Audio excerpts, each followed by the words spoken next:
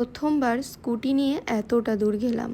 কোথায় গেলাম দেখার জন্য তোমাদেরকে পুরো ভিডিওটা দেখতে হবে, তবেই তোমরা বুঝতে পারবে যে কোথায় গেছিলাম। তো আমরা ভোরবেলায় বেরিয়ে গেছিলাম প্রায় 5টা নাগাদ। তো বেরোতে বেরোতে একটু লেট হয়ে গেছিলো, আরও আগে বেরোনোর কথা ছিল। কিন্তু আমরা যখন পৌঁছালাম তখন দেখলাম না, ঠিক টাইমেই পৌঁছেছি।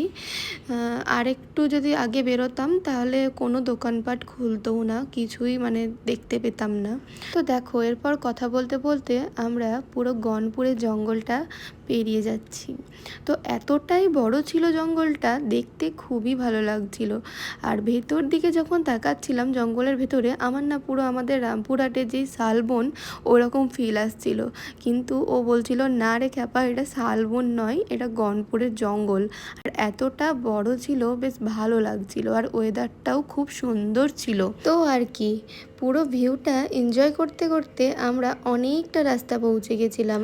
আর সত্যি কথা বলতে জানো তো, আমরা কখনোই ভাবিনি যে এতটা দূর আমরা দুজন মিলে স্কুটি নিয়ে চলে যেতে পারবো। তো গিয়ে তো খুবই মজা হয়েছিল। ও এর আগে অনেক দূরই গেছে গাড়ি নিয়ে, বাইক নিয়ে, তো আমার কাছে এই প্রথমবার। তো আমার অভিজ্ঞতাটা বেশ ভালোই হলো।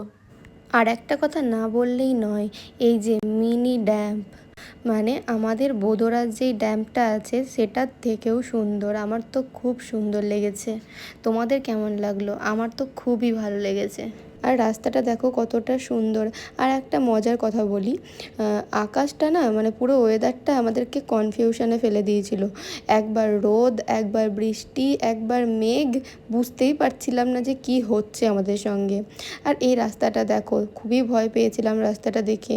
আর এই বড় বড় লরিগুলো যাচ্ছিল, তাই জন্য আরও ভয় পেয়েছিলাম, কারণ রাস্তাগুলো মানে সমান ছিল না, কিছুটা উঁচু নিচু পুরো ঢেউ খেলানোর মতো এরকম হয়েছিল। তো আর কি, দূরের পাহাড়গুলো দেখতে পাচ্ছ? তো কোথায় এসেছি তোমরা যদি বুঝতে পারো তো অবশ্যই কমেন্টে জানিও।